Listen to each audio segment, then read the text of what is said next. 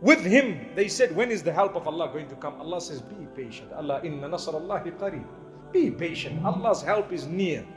Allah's help is near. I remember sitting with one scholar and he said, every dua is heard by Allah. Every single dua is heard by Allah. It's a matter of time for that dua to come and plug in. Some people it's a few days, some people it's months, some people it's years. Don't ever think that Allah did not accept your dua. Never. All of us, if you sit and think about some du'as you've made in your life that happened 5 years later, it happened 10 years later, you don't realize it came. It definitely came when the time was right. That's Allah's plan. Trust Allah. We were talking about Jannah. Sometimes we tend to forget that we need to work towards Jannah rather than arguing about what we're going to be getting in Jannah. Like I say, look at the path. You can see it's there. You know it's there. And you know the destination is also punched in. You just follow the path. Don't worry about now when I get there, this, when I get there, that. The other day I took my children somewhere and I punched it on the GPS. And we are following the GPS. It says turn left. It says turn right. It says continue. We did exactly that. Knowing in our hearts that, at the end of the day, we're going to get there. And when we get there, we'll see what there is.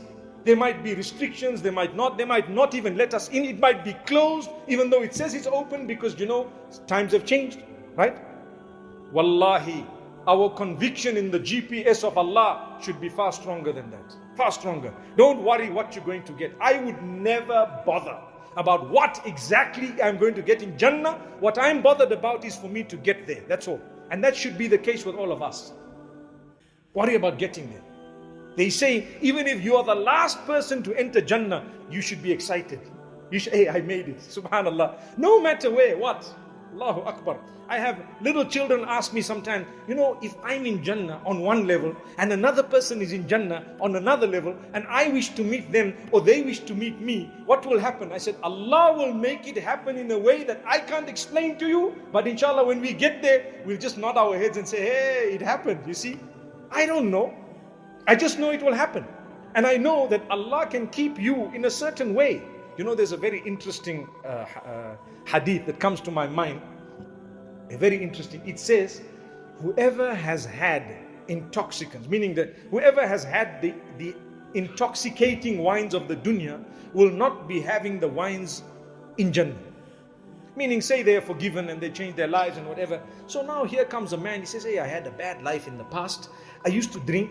And now I've changed my life and inshallah I'm looking forward to Jannah, but why won't I have the alcohol, meaning the wines? It's called wines, it's not intoxicating. The one in Jannah is not intoxicating. Why won't I have it in Jannah? Imagine it's going to be something that I'm going to want. And when I want it and Allah's going to say no, doesn't it negate another verse of the Quran which says, once you get into Jannah, you get what you want? So I said the best explanation of the ulama is something simple. Allah removes from your entire system even the thought of it. You won't think of it. I mean, if you loved something and you got into a place where there's something billions of times better than that, would you even think of that? You wouldn't even want it. It won't even cross your mind perhaps. One day, years later in the dunya, we might think about it. In the akhirah, Allah will occupy you with so much of goodness, it's not going to come. Again to the moral, the whole topic of today, to instill hope in the hearts of the people by telling them, don't get bogged down with the past. Whether it's someone who did something to you, whether it's your own past, you need to look ahead, you need to move forward, and you need to understand, make the most of whatever Allah has given you. I end by telling you, my brothers, my sisters, those of us who have sinned against ourselves, and we have had a past, or we have done something evil, turn to Allah before it is too late. Next week, we might not see some of us in the masjid. Next week. In fact, next week is too far. You can have a scare at any time. Anything could happen. Don't lose hope in the mercy of Allah. You are good enough. You are definitely good enough.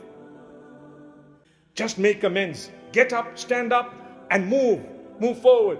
Get up for salah. Ask Allah's forgiveness. If you falter once more, ask Allah's forgiveness again and again and again, and don't give up. May Allah subhanahu wa ta'ala bless every one of us and grant us goodness. I pray that the next time we meet each other, we will be in a better condition. Today we are in a better condition than we were yesterday. Alhamdulillah. Please seek the forgiveness of Allah. I believe that there is definitely something wrong with us. That's what I believe. There is definitely something wrong with us. Imagine Mecca, Medina, the masajid, everything being affected in this way. We need to revisit our link with Allah. There is definitely something wrong with us, and don't point the fingers at others. It's me. I need to help myself, improve myself. Life is so short. I have had a lot of people, and I'm sure you may have, whom I've known. Suddenly, they know more. Where did they go? Back to Allah. It's a matter of a few days and you could go. It would be a blessing to have started the day I died with Fajr and little recitation of the Quran, and then with Dhuhr if your death was written after Dhuhr, or then with Asr if your death was written after that, and so on. May Allah bless every one of us and grant us strength, the ability to change, the ability to help others at a time of need, and the ability to continue on the path with hope until we meet with Allah subhanahu wa ta'ala. أقول قولي هذا وصلى الله وسلم على نبينا محمد.